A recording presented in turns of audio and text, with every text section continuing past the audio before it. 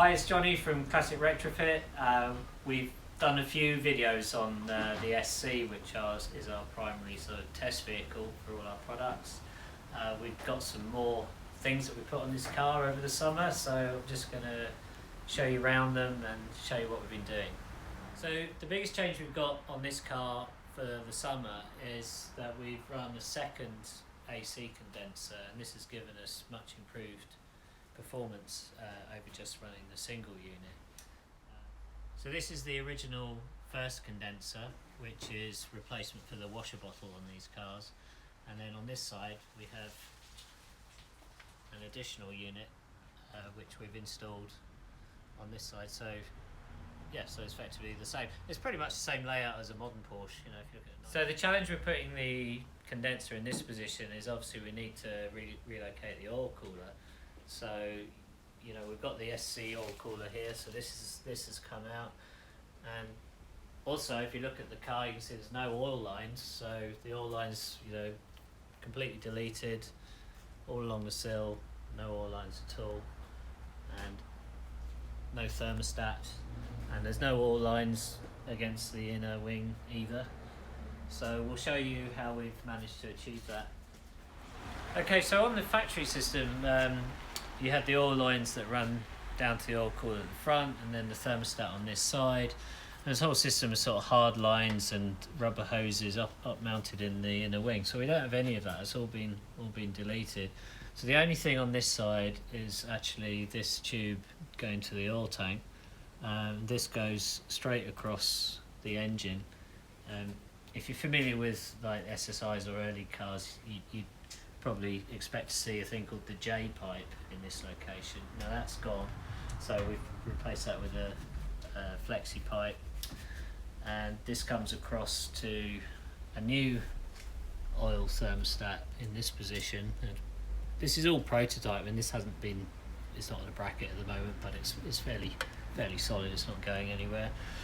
It goes up into the oil cooler, and then it comes back down and goes into the engine case in this location here. So believe it or not, we've managed to fit this oil cooler up inside the rear quarter with a pulling fan. So this is a thermostatically controlled fan, and we've also fitted an aftermarket thermostat. So this replaces the standard Porsche thermostat, and it has a temperature stat here that controls the fan. So this is set at 80 degrees, 85 degrees C on and off. So that's basically self-regulating the oil temperature. Okay, so the main reason for us to change to this system was because we wanted to run the AC condenser at the front. But you know, having taken the original oil lines off, I mean, we've deleted about at least 12 kilos in weight. That's over 30 pounds. So those oil lines, thermostat, all the original equipment weighs quite a lot. The oil cooler is pretty heavy. In addition to that, we're actually running between 2 and 3 litres less oil than we were running in the original system because the oil lines are shorter.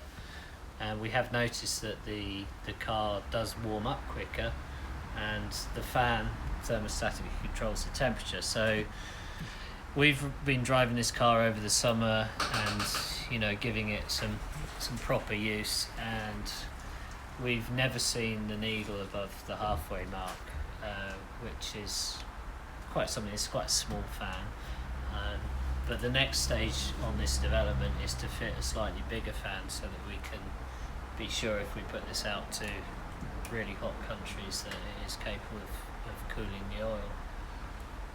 Right, okay, so we fitted the race headers, and obviously they don't have heat exchangers. So, you know, if you've been following us, you'll know we've been developing electric heat for some other clients, and we will eventually release an electric heat system that goes with our electric AC. But what was interesting about doing this is you've got quite a good source of heat from this fan. So we've been looking at the possibility of scavenging some of this heat and using it to heat the cabin. So what we've done is we've fitted we've got the standard flapper boxes up here, and then we've got a fan. There's a T-piece on the top of that, so half of the output of that fan is going to this side and the other half is going over to the other side.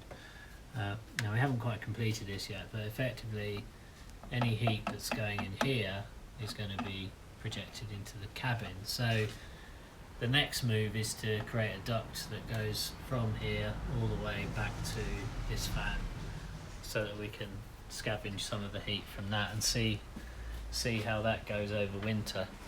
Okay, so in here we've got a couple of things going on. The main development we've been working on is replacement coil. There's a big problem with pretty much every coil in the marketplace.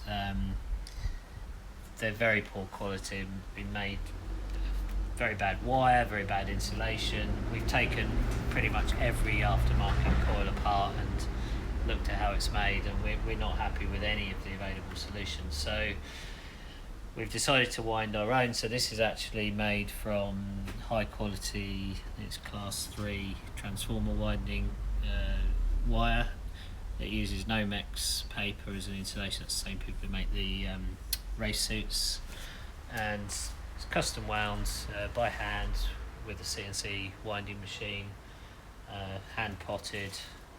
It's got a custom cap on it, and it's also 100-to-1 winding. So the original coils were 80-to-1, so they had a step up of 80 times the primary coil voltage, which used to give about 30 kV at the spark plug, but this one will give 40 because this is 100-to-1. So yeah, we're testing this. I mean, the car runs brilliantly with this coil on it, and we hope to have these available hopefully by next year. Yeah, so we've got a few more things that we're playing with the car.